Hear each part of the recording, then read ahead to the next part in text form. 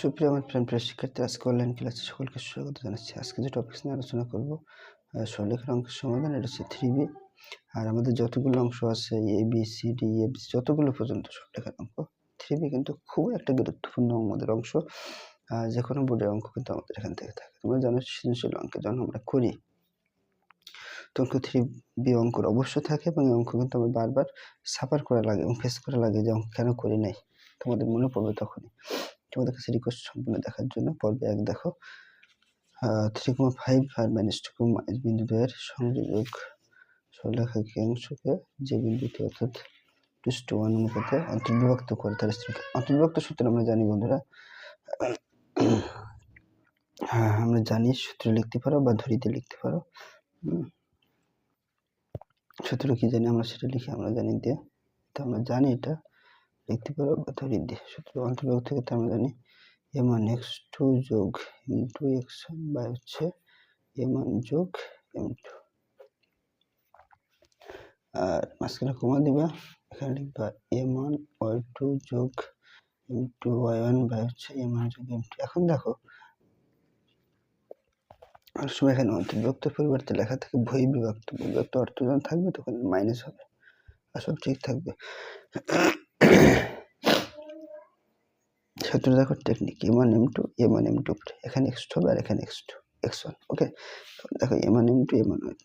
এখন দেখো এখানে x2 আছে, এখানে y2 আর এখানে y1। ওকে, সূত্র একেবারে টেকনিক, মুখস্থ লাগে, টেকনিক হয়ে যায়। এখন দেখো এটা আমরা জানি প্রথম মান x পরে y, তাহলে এটা যদি x1 হয় এটা y1, তাহলে এখানে x1 = 3, y1 = হচ্ছে 5। এটা হচ্ছে কত হবে, x2 এর y2, x2 মান হচ্ছে -2 আর y2 মান হচ্ছে -1।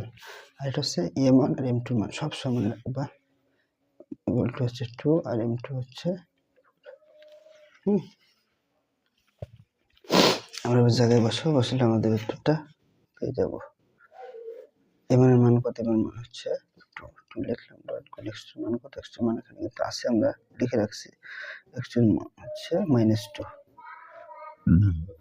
যোগ m2 এর মান কত, m2 এর মান হচ্ছে 4 আর x এর মান 3, m1 এর মান কত 2 আর m2 এর মান হচ্ছে 4। সেম ভাবে যদি আমরা লিখি কমা চিহ্ন এখানে দিই 2 + 4, m1 এর মান কত আমরা আগে বলছি 2, y2 এর মান কত, y2 এর মান হচ্ছে -1 যোগ m2 এর মান হচ্ছে 4 আর y এর মান কত, y এর মান হচ্ছে 5।